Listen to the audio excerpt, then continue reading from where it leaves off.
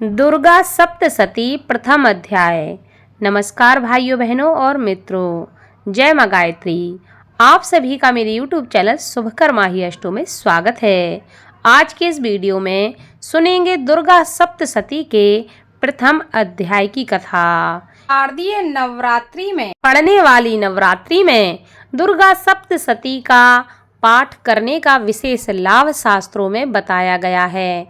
माना जाता है कि माता दुर्गा के इस दुर्गा सप्तशती का अगर जो भी मनुष्य श्रद्धा पूर्वक 9 दिन तक अध्ययन करता है, पढ़ता है, सुनाता है, सुनता है, तो माता दुर्गा की कृपा उस पर हमेशा बनी रहती है और उनके जीवन के समस्त मनोरथ पूर्ण होते हैं।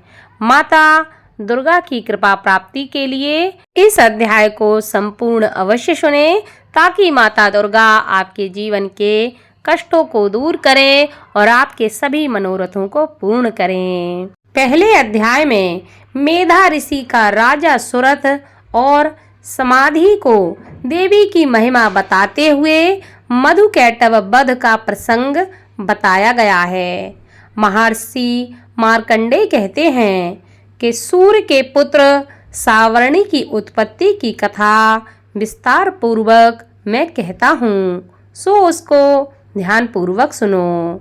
सावर्णी महामाया की कृपा से जिस प्रकार मनवंतर के स्वामी हुए, उसका भी हाल सुनो। पहले स्वारोचिस नामक राज्य था। वह प्रजा को अपने पुत्र के समान मानते थे, तो भी कोला विंध्यवंशी राजा उनके शत्रु बन गए। दुष्टों को दंड देने वाले राजा सुरथ की उनके साथ लड़ाई हुई। कोला विंध्यवंशियों के संख्या में कम होने पर भी राजा सुरथ युद्ध में उनसे हार गए। तब वह अपने नगर वापस लौट आए। केवल अपने देश का राज्य ही उनके पास रह गया और वह उसी देश के राजा होकर राज्य करने लगे। किंतु उनके शत्रुओं ने उन पर वहां भी आक्रमण कर दिया। राजा को बलहीन देखकर उसके दुष्ट मंत्रियों ने राजा की सेना और खजाना अपने अधिकार में ले लिया। राजा सुरथ अपने राज्य अधिकार को हार कर शिकार खेलने के बहाने घोड़े पर सवार होकर वहां से एक भयंकर वन की ओर चले गए। उस वन में उन्होंने महर्षि मेधा का आश्रम देखा।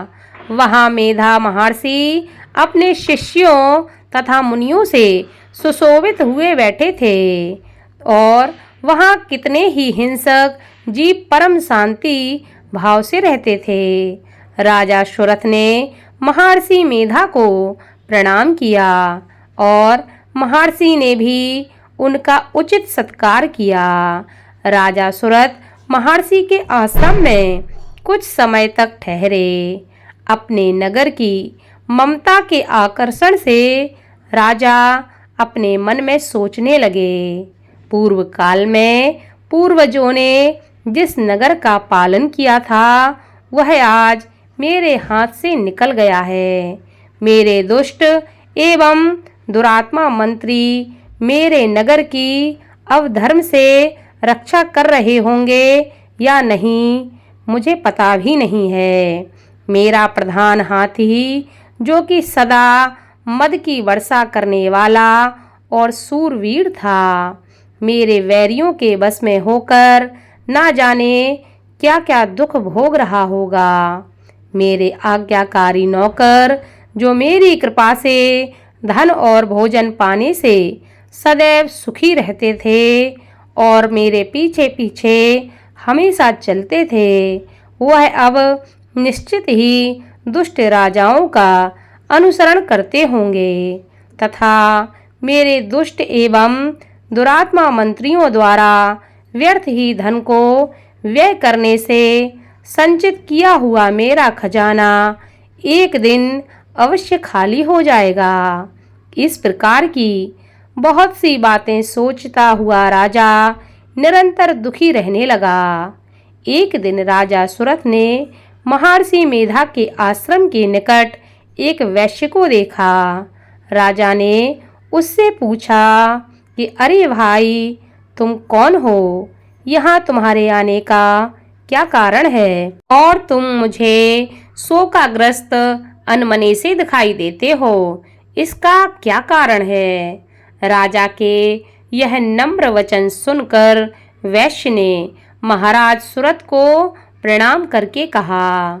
वैश्य कहने लगा कि हे राजन, मेरा नाम समाधि है। मैं धनियों के कुल में उत्पन्न एक वैश्य हूँ। मेरे दुष्ट स्त्री पुत्रादिकों ने लोभ से मेरा सब कुछ छीन लिया है और मुझे घर से निकाल दिया है। मैं इस तरह से दुखी होकर इस वन में चला आया हूँ और यहाँ मैं निवास करता हूँ। मैं इस बात को भी नहीं जानता कि अब घर में इस समय सब कुशल भी है या नहीं है। यहाँ मैं अपने परिवार का आचरण संबंधी कोई भी समाचार नहीं पा सकता कि वह घर में इस समय कुशल पूर्वक हैं या नहीं हैं। मैं अपने पुत्रों के संबंध में यह भी नहीं जानता कि वह सदाचारी हैं या दुराचार में फंसे हुए हैं। राजा कहते हैं, जिस धन के लोभी स्त्री पुत्रों ने तुम्हें घर से निकाल दिया है, फिर भी तुम्हारा चित्त उनसे क्यों प्रेम करता है? तुम उनके बारे में क्यों सोचते हो? वैश्य ने कहा, मेरे विषय में आपका ऐसा कहना ठीक है, किंतु मेरा मन इतना कठोर नहीं है। यद्यपि उन्होंने धन के लोभ में पड़कर पितृ स्नेह को त्याग कर मुझे घर से निकाल दिया है, तो भी मेरे मन में उनके लिए कठोरता नहीं आती। हे राजन, मेरा मन फिर भी इन्हीं में फंसा हुआ है। इस बात को जानता हुआ भी मैं नहीं जान पा रहा हूँ। मेरा चित्त उनके लिए दुखी है। मैं उनके लिए लंबी लंबी सांसें ले रहा हूँ। उन लोगों में प्रेम नाम का नहीं है, फिर भी ऐसे निःस्नेहियों के लिए मेरा हृदय कठोर नहीं होता। महर्षि मार्कंडेय जी ने कहा कि हे ब्राह्मण, इसके पश्चात महाराज सुरथ तथा वह वैश्य दोनों महर्षि मेधा के समीप पहुँचे और उनके साथ यथा योग्य न्याय संभाषण करके दोनों ने वार्ता आरंभ की। राजा कहने लगे कि हे भगवान, मैं आपसे एक बात पूछना चाहता हूँ, सो आप कृपा करके मुझे बताइए। मेरा मन अधीन नहीं है, इससे मैं बहुत दुखी हूँ। राज्य धनकादिक की चिंता अभी तक मुझ में बनी हुई है और मेरी यह ममता अज्ञानियों की तरह बढ़ती जा रही है। और यह समाधि नामक वैश्य भी अपने घर से अपमानित होने पर भी वह अपने स्वजनों का त्याग नहीं कर पा रहा है। स्वजनों ने उसे त्याग दिया है, पर उसके हृदय में उनके लिए प्रेम अब भी है। इस तरह हम दोनों ही दुखी हैं। हे ऋषिवर, कोई उपाय बताएं। उन लोगों के अवगुणों को देखकर भी हम दोनों के मन में उनके लिए ममता जनित आकर्षण उत्पन्न हो रहा है।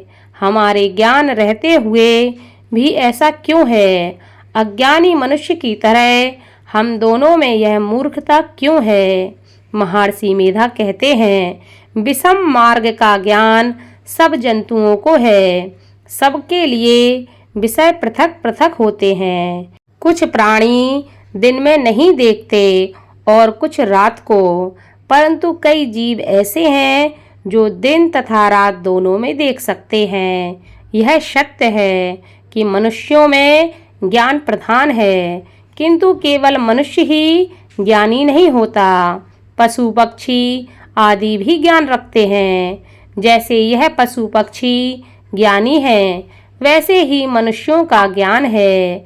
और जो ज्ञान मनुष्यों में वैसे ही पशु पक्षियों में है तथा अन्य बातें भी दोनों में एक जैसी ही पाई जाती हैं। ज्ञान होने पर भी इन पक्षियों की ओर देखो, अपने भूख से पीड़ित बच्चों की चोंच में कितने प्रेम से अन्न के दाने डालते हैं। हे राजन, ऐसे ही प्रेम मनुष्यों में अपनी संतान के प्रति भी पाया जाता है। लोभ के कारण अपने उपकार का बदला पाने के लिए मनुष्य पुत्रों की इच्छा करते हैं और इस प्रकार मोह के गड्ढे में गिरा करते हैं। भगवान श्री हरि की जो माया है उसी से यह सारा संसार मोहित हो रहा है। इसमें आश्चर्य की कोई बात नहीं है, क्योंकि वह भगवान विष्णु की योग निंद्रा है। यह माया ही तो है जिसके कारण संसार को मोह में जकड़ा हुआ है। यही महामाया भगवती देवी ज्ञानियों के चित्त को बलपूर्वक खींचकर मोह में डाल देती है और उसी के द्वारा संपूर्ण जगत की उत्पत्ति होती है। यही भगवती देवी प्रसन्न होकर मनुष्य को मुक्ति प्रदान करती है। यही संसार के बंधन का कारण है तथा संपूर्ण ईश्वर की भी यही स्वामिनी है। महाराज सुरथ ने पूछा कि हे भगवान, वह देवी कौन सी है जिसको आप महामाया कहते हैं? हे ऋषिवर, वह कैसे उत्पन्न हुई और उनका कार्य क्या है? उनके चरित्र कौन कौन से हैं? हे प्रभु, उसका जैसा प्रभाव हो, जैसा स्वरूप हो, वह सब भी कृपा करके मुझसे कहिए, मैं आपसे सुनना चाहता हूँ। महर्षि मेधा कहते हैं कि हे राजन, वह देवी तो नित्य स्वरूपा है। उनके द्वारा ही यह संसार रचा गया है। तब भी उसकी उत्पत्ति अनेक प्रकार से होती है। वह सब आप मुझसे सुनो। वह देवताओं का कार्य सिद्ध करने के लिए प्रकट होती हैं। उस समय वह उत्पन्न हुई कहलाती हैं। संसार को जलमय करके जब भगवान विष्णु योग निंद्रा का आश्रय लेकर शेष शैया पर सो रहे थे, तब मधुकैटभ नामक 2 असुर उनके कानों के मैल से प्रकट हुए और वह श्री ब्रह्मा जी को मारने के लिए तैयार हो गए। श्री ब्रह्मा जी ने जब उन दोनों को अपनी ओर आते देखा और यह भी देखा कि वह भगवान विष्णु योग निंद्रा का आश्रय लेकर सो रहे हैं, तो वह उस समय श्री भगवान को जगाने के लिए उनके नेत्रों में निवास करने वाली योग निंद्रा की स्तुति करने लगे। श्री ब्रह्मा जी ने कहा कि हे देवी, तुम ही स्वाहा, तुम ही स्वधा और तुम ही वष्टकार हो। स्वर भी तुम्हारा ही स्वरूप है। तुम ही जीवन को देने वाली सुधा हो। नित्य अक्षर प्रणव में आकार, उकार, मकार, इन तीनों में माताओं के रूप में तुम ही स्थित हो। इनके अतिरिक्त जो बिंदपथ अर्ध मात्रा है, जिसका कि विशेष रूप से उच्चारण नहीं किया जाता, हे देवी, वह भी तुम ही हो। हे देवी, संध्या, सावित्री तथा परम जननी भी तुम ही हो। तुम इस विश्व को धारण करने वाली हो। तुमने ही इस जगत की रचना की है और तुम ही इस जगत का पालन करने वाली हो। तुम ही कल्प के अंत में सबका भक्षण करने वाली हो। हे देवी, जगत की उत्पत्ति के समय तुम सृष्टि रूपा होती हो, पालन काल में स्थित रूपा हो और कल्प के अंत में संहार रूप धारण कर लेती हो। तुम ही महाविद्या, महामाया, महामेधा, महारात्रि और मोहरात्रि हो। श्री ईश्वरी और बोध स्वरूपा बुद्धि भी तुम ही हो। लज्जा, पुष्टि, तुष्टि, शांति और क्षमा भी तुम ही हो। तुम खड्ग धारणी, शूल धारणी, घोर रूपा तथा गदा, चक्र, शंख और धनुष को धारण करने वाली हो। बाण, भुशुंडी और परिघ यह भी तुम्हारे ही अस्त्र हैं। तुम सौम्य और सौम्यतर हो। यही नहीं बल्कि जितना भी सौम्य तथा सुंदर वस्तुएं इस संसार में हैं, उन सब से बढ़कर सुंदर तुम हो। पर और अपर सबसे रहने वाली सुंदर तुम ही हो। हे सर्वस्वरूपे देवी, जो भी असमत पदार्थ है और उनमें जो शक्ति है वह तुम ही हो। ऐसी अवस्था में भला तुम्हारी स्तुति कौन कर सकता है। इस संसार की सृष्टि, पालन और संहार करने वाले जो भगवान हैं, उनको भी जब तुमने निंद्रा के वशीभूत कर दिया तो फिर तुम्हारी स्तुति कौन कर सकता है। मुझे भगवान विष्णु तथा भगवान शंकर को शरीर धारण कराने वाली तुम ही हो। तुम्हारी स्तुति करने की शक्ति किसमें है। हे देवी, तुम तो अपने इन उदार प्रभावों के कारण ही प्रशंसनीय हो। मधु और कैटव को भयंकर असुर हैं, इन्हें मोह में डाल दो और श्री हरि भगवान विष्णु को भी जल्दी जगा दो और उनमें इनको मारकर डालने की बुद्धि भी उत्पन्न कर दो। महर्षि मेधा कहने लगे कि हे राजन, जब श्री ब्रह्मा जी ने देवी से इस प्रकार की स्तुति करके भगवान को जगाने तथा मधु कैटभ को मारने के लिए कहा, तो वह भगवान विष्णु के नेत्र, मुख, नासिका, बाहु, हृदय और वक्ष स्थल से निकल ब्रह्मा जी के सामने खड़ी हो गईं। उनका ऐसा कहना था कि भगवान श्री हरि तुरंत जाग उठे और दोनों असुरों को देखा, जो कि अत्यंत बलवान तथा पराक्रमी थे और मारे क्रोध के जिनके नेत्र लाल हो रहे थे और जो ब्रह्मा जी का वध करने के लिए तैयार थे। तब क्रुद्ध हो उन दोनों दुरात्मा असुरों के साथ भगवान श्री हरि पूरे 5000 वर्ष तक लड़ते रहे। एक तो वह अत्यंत बलवान तथा दूसरा पराक्रमी थे। दूसरे महामाया ने भी उन्हें मोह में डाल रखा था। अतः वह श्री भगवान से कहने लगे, हम दोनों तुम्हारी वीरता से अत्यंत प्रसन्न हैं। तुम हमसे कोई वरदान मांग लो। भगवान ने कहा, यदि तुम मुझ पर प्रसन्न हो तो अब तुम मेरे हाथों से मर जाओ। बस इतना सा ही वरदान मुझे तुम दे दो।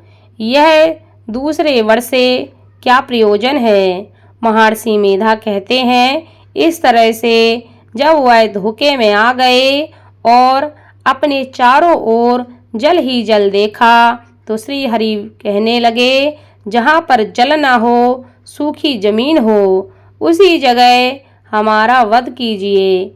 महर्षि मेधा कहते हैं, तथास्तु कहकर भगवान श्री हरि ने उन दोनों को अपनी जांघ पर लिटाकर उन दोनों के सिर काट डाले। इस तरह से यह देवी श्री ब्रह्मा जी की स्तुति करने पर प्रकट हुई थीं। अब तुमसे उनके प्रभाव का वर्णन करता हूँ, सो उसको सुनो। इसी के साथ दुर्गा सप्तशती के प्रथम अध्याय की कथा संपन्न हुई। अगले अध्याय में आपको दूसरे अध्याय की कथा सुनने को मिलेगी। धन्यवाद।